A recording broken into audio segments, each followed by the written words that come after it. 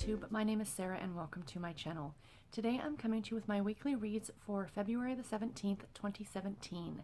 In my weekly reads videos, I talk about all the books that I finished in the last week and the books that I am currently reading. So as usual, to start off with, what is in my mug, my red David's tea. I don't know, what are these things called? These mason jar mugs? I just absolutely love them. They're kind of a pain to wash, but they are really, really cute. But anyway, I am drinking I think it's called the True North blend, and I don't know if it's still available from David's. They brought it out last summer for Canada's 150th birthday, so of course I had to get it and try it. It's a white tea with rhubarb and watermelon. It is really, really yummy. And this is in honor of all of our Canadian athletes at the Olympics currently. Go Canada. Go Team Canada. I will be honest, I am not watching the Olympics. I'm not a big Olympic sports watcher. I'm not a big sports person. I love baseball. Go Red Sox. But other than that, I'm not huge on sports, but of course Canadian pride, and I absolutely want them to bring home as many medals as they possibly can and stay safe in the process. I watched a special last weekend about the snowboarder. I can't remember his name, but like last year he slammed himself into a tree and almost died while he was practicing. And this year he's competing in the Olympics. So kudos to him. But yeah, everybody stay safe. And yeah, bring back the gold. So anyway, guys, let's get on to the books that I finished this week, because that's why you guys are here. So the first book that I finished this week was Stolen Fury by Elisabeth Naughton. This was narrated on audio by Elisabeth Wiley. It is the first book in the Stolen series. It was published in 2008 by Love Spell. I gave it 3.5 stars, and it has an average rating on Goodreads of 3.86 stars. I got 3 challenges completed from this book. The first one, the Triple RC for February, the monthly challenge. Elisabeth Naughton was the featured author for this month, so this was my first time trying her as an author. The next one was for the A Million More Pages, the Fairy Tale Sampler. This one was for A Little Mermaid, which was read a book with a red-headed female character, and the main character, Lisa, in this story is a redhead. And the last one was for the Fairy Tale Spell Out. I got the S in 3 pigs. Would it be 3 little pigs? 3 little pigs. And the E in Chicken Little. This was a really great story. I highly enjoyed it. When you go on Goodreads, if you look at the description on this book, it says right at the top, for fans of Indiana Jones and Romancing the Stone. Absolutely. Absolutely. This book starts off with Lisa, the main character. She is in Jamaica, and she is searching through caves and things like that, and she accidentally falls into another cave and comes across this artifact, the Fates. I think it's one of the Fates, and it's one of these 3 Greek goddesses, and you put them all together and it makes one larger, I guess, tablet or something like that. So she has one of them. She is an educated professor, and she teaches history and archaeology and things like that. And so she leaves Jamaica and she ends up in Milan, Italy. So this book is very, very globetrotting as well. And she's giving a conference. And while at that conference, she meets a man by the name of Rafe. Now, she doesn't know that that's his name at the time. He gives a pseudonym and all these things. And, you know, she decides to kind of throw caution to the wind while being in Italy and takes him back up to her room. And he drugs her and then steals this piece that she has. Now, he is a bad guy, so to say. He's a bad guy, but he is a good guy. Do you know what I mean? Like, it's almost like a Robin Hood, robbing from the rich to give to the poor kind of idea. He's got his own reasons as to why he wants to get his hands on these. Now, he has another one of them, and then it goes from there that, you know, she finds him in Florida. She tracks him down, and then they decide to kind of team up together to find the 3rd piece. And of course, there's other people who want their hands on these, and, you know, there's a lot of money involved, and it goes into a whole thing after that. It's really, really good. If you like, you know, that kind of like romantic suspense, this, like I said, it's very world traveling. It starts off in Jamaica, and then it goes to Milan, then to Greece, then to Chicago, then to Florida, then down to the Caribbean. So there's a lot of like jumping around with different locations, but it is a lot of fun. It is very, very well written. I thoroughly enjoyed it. There's a lot of adult content in here, so keep that in mind. And the narration on this was fantastic. I think that Elisabeth Wiley did a great job narrating this book. I think this is my first time listening to her do a narration, and she she did the accents really, really well. I mean, both the main characters are actually both American, so of course, you know, American, the American accent, which that wasn't a put on. I don't think that was her normal speaking voice. But you know, like when they were talking to somebody who was from Greece or from Italy or even Jamaica, you know, she was able to pull off those accents very well, whether it be male or female. So highly enjoyed that. Yep, I really, really enjoyed this book. I do plan on continuing on with the series because, you know, this book was so good. And the entire series, I think there's 4 books in the series, they all center around this antique store in Florida, in South Florida. So that's kind of what ties them all together because it's different characters in the next few books. But I am really, really grateful that I decided to go ahead and read this author. Like I said before, I do try to read the featured author every month because it does expose me to different authors, and I'm really glad I did this month. The next book that I finished was Off Limits by Clare Connelly. This is a Harlequin Dare novel. Harlequin Dare is a brand new line from Harlequin that just started this February.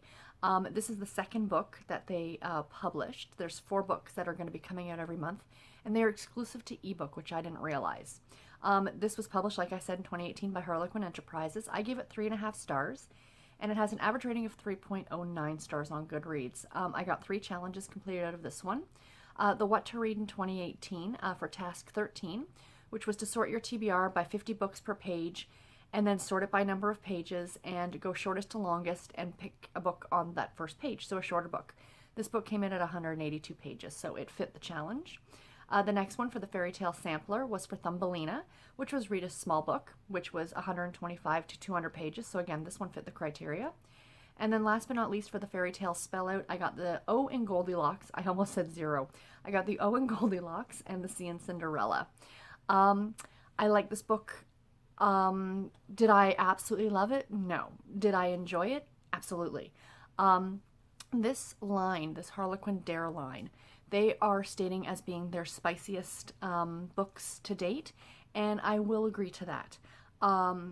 They are listed as erotica, I believe, on Goodreads. So there is a lot of sexy times in this book. A lot.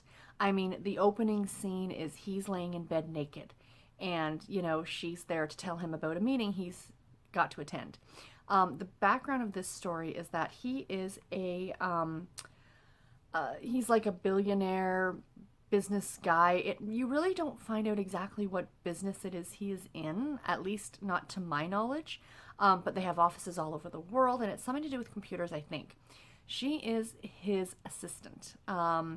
And so she's tasked with, you know, helping him, being in meetings with him, and all these things. They've worked together for about 2 years. Now, before she started, her name's Gemma, and his name is, I wrote it down, Jack. His wife passed about a year before Gemma started working for him. And she died suddenly. I think she died of cancer. So he's a widower. And after she died, he kind of, you know, started sleeping with anything that walked, essentially. And, you know, kind of was drowning his sorrows in alcohol and women. And, you know, it kind of came on suddenly that he started to think of her in that way, if you know what I mean. Like I said, a lot of adult content in this book, a lot. And my issue with it was, and why it didn't get a higher star rating, and even at 3.5, I'm even thinking I might even lower that down to a 3. Because the reason I love reading Harlequin novels so much is because you get that happily ever after. I mean, you know what you're getting into when you pick one of them up. Do you know what I mean? Whereas this book, yes, without giving too many spoilers away, there is a happily ever after, but this book was incredibly dark. It wasn't that light, fluffy read that I'm used to reading from Harlequin. Even the Blaze books, they were higher on the adult content than, you know, let's say a Western romance or, you know, a special edition or even an intrigue or anything like that. But you always felt that it was lighter, like it was a nice, light, enjoyable story. They didn't delve into a lot of dark subject matter. Now, the subject matter for this one is pretty standard fare for romance novels. You know, he's the boss, she's the assistant, you know, that's been done a gazillion times. You know, he's a widower. Again, it's been done a gazillion times. But it just had this very dark feel to it. And, you know, I liked the book, and I will read more of them. I liked it enough to continue on reading this imprint, but it's not something I would dive into all the time. The one thing with the adult content that I found different from the Blaze books, if I can compare those two, is that this one really pushed the envelope. Without giving too much away, in those adult situations, it did push the envelope a little bit further than the Blaze books did. That doesn't bother me. I can read that in books, and it's not something that bothers me. If it's done well, and it was done well, I have to say that. Everything was consensual, of course, and all those things. Now, we're not talking 50 Shades of Grey. We're not talking into that. At least this book wasn't. I can't speak for the entire line and for the other books that are being written or what have you. But for this one, it didn't delve into that 50 Shades territory. And, if you've read those books, you kind of know what I'm talking about. But this still did push the envelope a bit more. Again, I did enjoy it. Am I going to shout from the rooftops that everybody should read this book? Not particularly, because it was darker. But if you like that kind of thing, definitely check it out. If you like a grittier romance, if you like, that kind of thing, then definitely this is absolutely for you. And I really think Harlequin has something going here, to tap into this market that I'm surprised that they are late to the party with this. That, 50 Shades came out how many years ago? And I hate to compare the two because they are not comparable at all. Unlike 50 Shades of Grey, this book was actually well written, and there are characters that I actually liked. I did read the first 50 Shades book just because everybody else was, and I could not continue on with that series. I'm sorry if you like those books. I do apologize, and please don't think I'm bashing on you. Oh God, that book was horrible. Absolutely horrible. At the end, I threw it across the room. And I mean, there were some scenes in that book that made me physically cringe. Like, it was just, physically cringe for the things that were going on and for the horrible writing and for what an idiot the main character, the female lead, was. I mean, she was just, but anyway, this is not a review of 50 Shades of Grey. So anyway, like I said, if you like these kind of books, definitely check it out. If you don't, bypass them, and again, they are only available on ebook, but if you are interested in them and you do want to read them, Amazon is offering the book that I read, the one that I'm talking about, is free. So if you want to go grab it and just give it a try and see what you think, definitely go do that. But if you want to try all of the first 4 that were published for the month of February, they are offering it as a bundle for $4.99. So I mean, that's absolutely reasonable because the 3 other books are $1.99 each. So you're getting essentially one, a little bit less than one for free. So yeah, go check that out. The next book that I finished this week was The Study of Seduction by Sabrina Jeffries. This was narrated on audio by Beverly A. Crick. It is book number 2 in the Sinful Suitors series. It was published in 2016 by Pocket Books. This was my highest star rating for the week at 4 stars, and it has an average rating of 3.88 stars on Goodreads. I got 4 challenges completed out of this one. The By the Numbers Quarterly Challenge, I got 4 words completed for this one. This was another for the What to Read in 2018, task number 19, which is pick any list. Goodness. On Listopia and read a book off of them. Be sure to tell us what list you picked. So the list that I picked was 2016 historical romances. Another one for the fairy tale sampler, The Emperor's New Clothes, which is read a book with a rich character.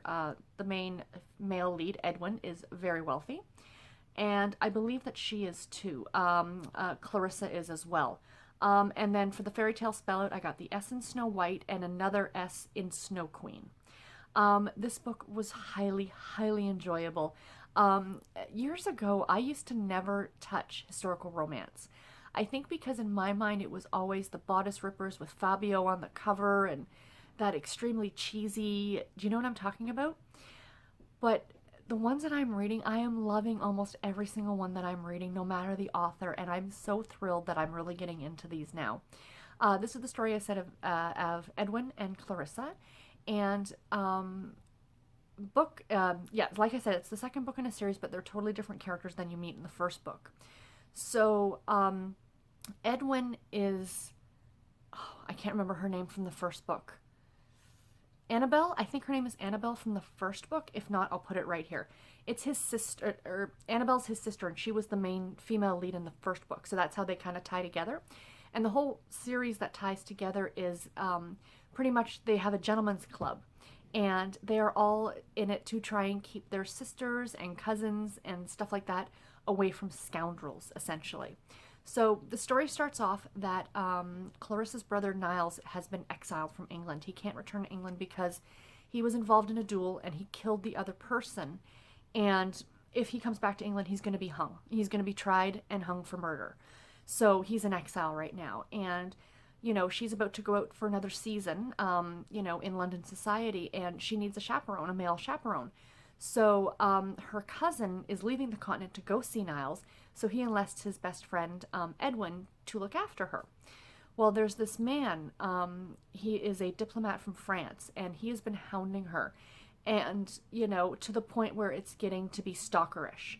And she's actually afraid, not for her life necessarily, but afraid of what he might do to her. She has an entire other backstory that is heartbreaking, and there's triggers in here for rape and things like that, so keep that in mind if that's something that might bother you.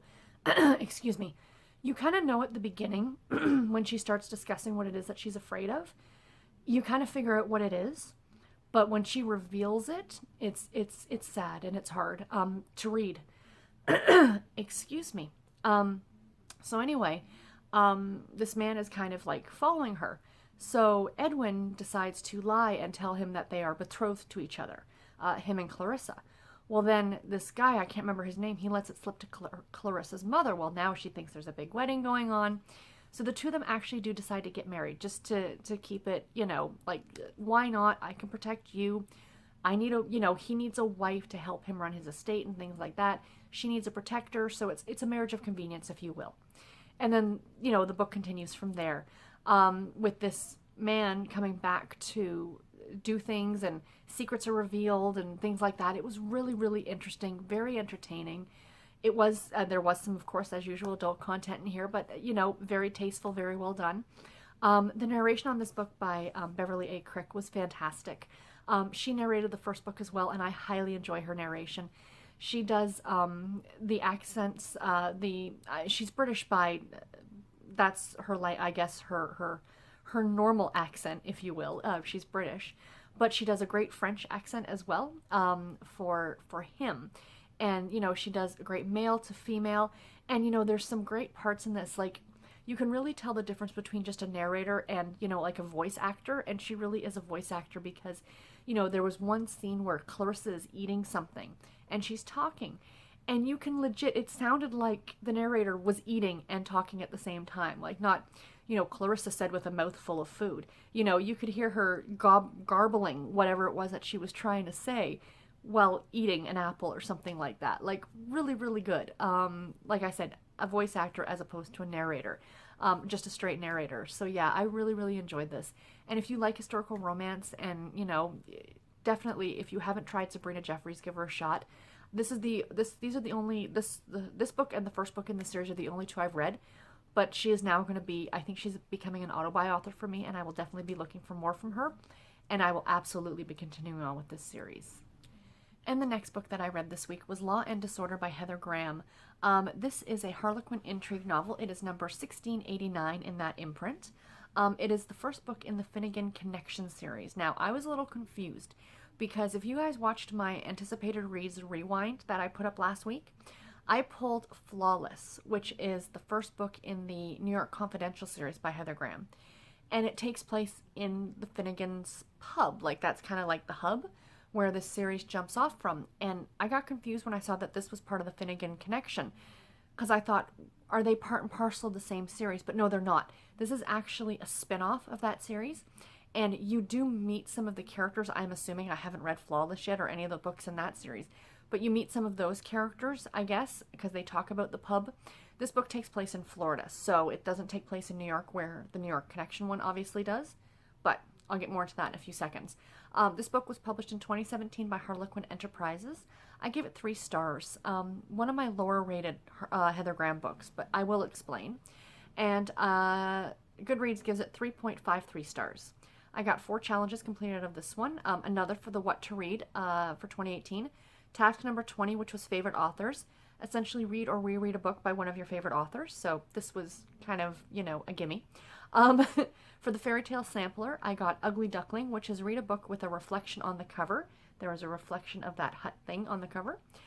For the fairy tale spell out, I got the L in Chicken Little and the G in Ugly Duckling.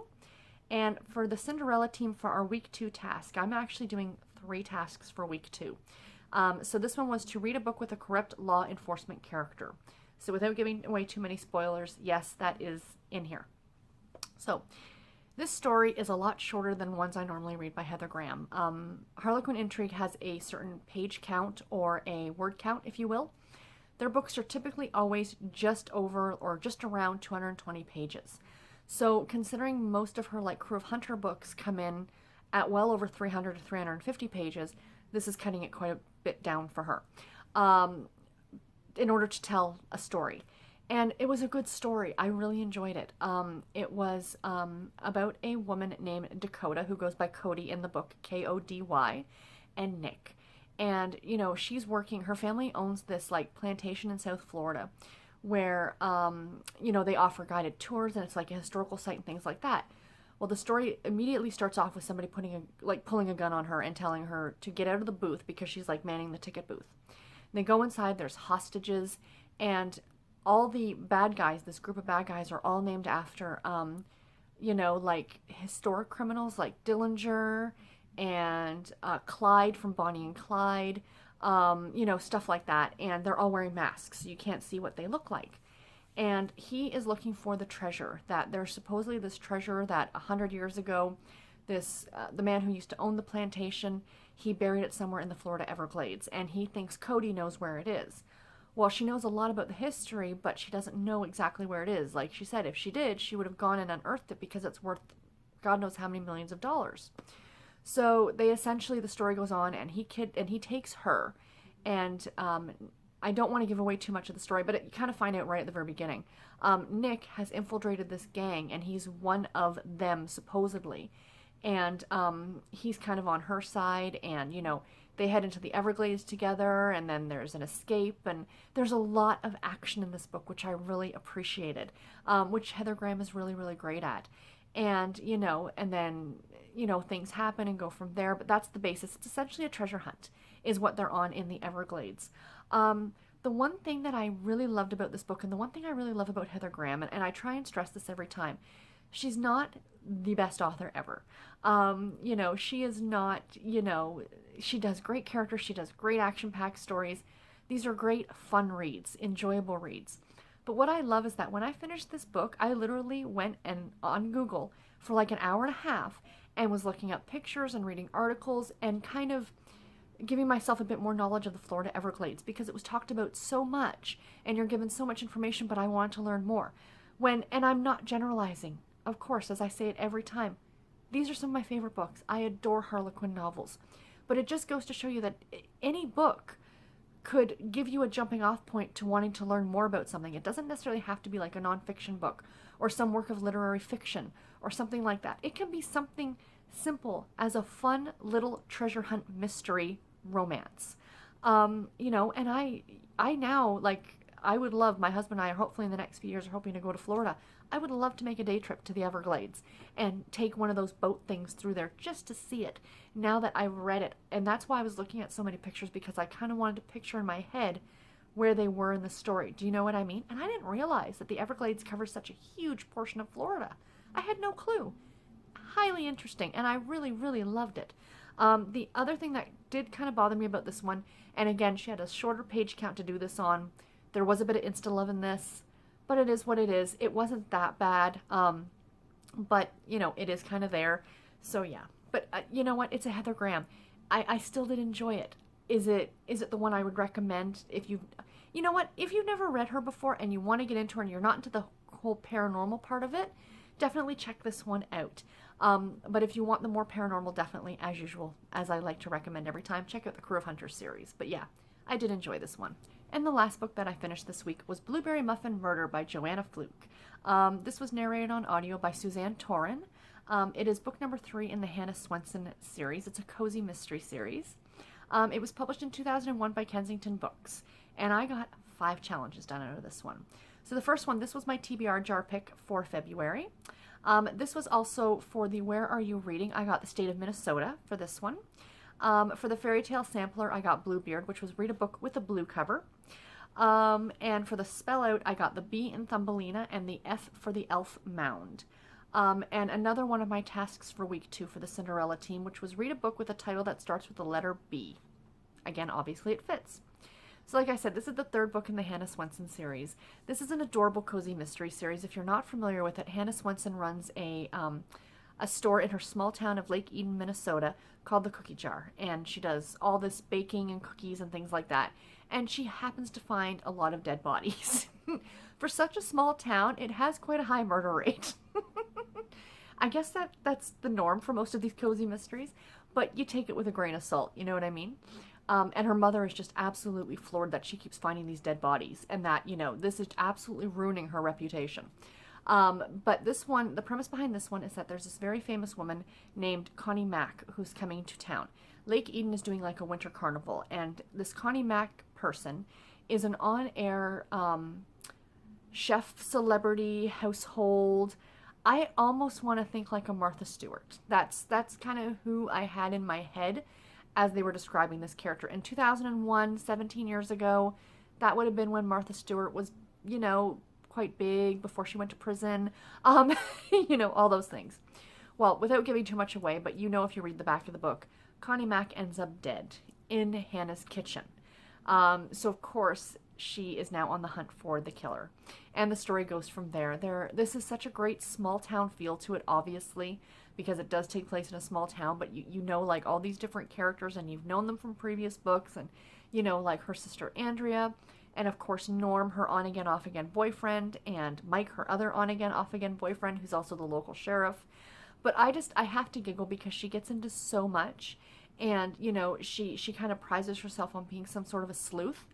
But yet when Mike has to shut down her the cookie jar because of course the dead body was found in there, she's all aghast and can't understand. She thinks he's doing it to upset her when it's actual proper police procedure. Like, if you fashion yourself as a sleuth, you'd think you'd know that.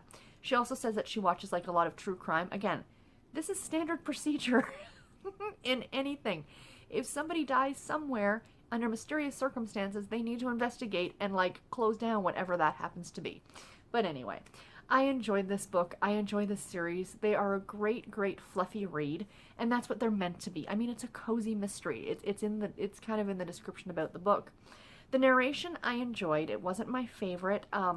She did a good enough job. I felt, now the one thing is that at least I don't recall, you're not really given Hannah's age. I'm assuming she's like under 30 or like late 20s, early 30s, but the narration sounded a lot older. Now, I didn't want her to sound like a little girl, but it did sound almost like it was her mother narrating it. Do you know what I mean? So yeah, the narration, not my absolute favorite, but it was good enough, and I could understand everything. Again, as I was talking about in the Secrets of Seduction, it was more of a narration as opposed to voice acting. So yeah, but I did enjoy it. I got it on audio, and yeah, I liked it, and I'm definitely continuing on with the series. Now let's get into what I'm currently reading. My current audiobook is About a Dog by Jenn McKinley. This is being narrated on audio by Allison Ryan, and it is book number 1 in the Bluff Point series. This is a contemporary romance. It's about a woman who has put herself in a self-imposed exile from her hometown. 7 years earlier, she was left at the altar and then took off to Chicago. Bluff Point is in Maine, and now she's come back for her best friend's wedding, 2-week wedding celebration. She is, of course, a bridesmaid, and she is being paired up in the wedding because she is coming alone. She's coming stag to the wedding. She's being paired up with the bride, whose name is Emma, her best friend, her younger brother Gavin, who you find at the very beginning of the book that right after she was jilted at the altar, she had a quick romantic little fling with him. I guess, kind of, you're dumped, so you're going to rebound kind of idea. And, she is completely tongue-tied around him. And I've literally just started this. I'm maybe 15% of the way through it right now. But it's really, really cute. It sounds adorable. And it involves, of course, a puppy. And, who can say no to a contemporary romance that involves any sort of animal. But I really think I'm going to enjoy this one. And, yeah. I'm reading 2 ebooks at the moment. The first one is A Soldier's Valentine by Jenna Mendell. This is a love-inspired novel, and it is book number 2 in the Maple Springs series. I talked about this book last week. I was reading it last week. This I was reading with Sissy as a buddy read, but Sissy like rocks it, and she like finished it, and I'm still reading it. I was just having a hard time getting to it. Not that I'm not enjoying it, because I am. It's a really cute story. It's about 2 people, and he is a veteran. He is back from the war, and he has opened up a glass blowing shop, and she owns the shop right next door. Her name is Ginger, and she owns a tea shop right next door, but he owns the entire building. So he is now her landlord, essentially. But, you know, it's kind of the relationship between the 2 of them, and like I said, it's really, really sweet. I do plan on getting this one and my other ebook that I'm currently reading both done by tomorrow night, because I need them both for challenges for the Cinderella group.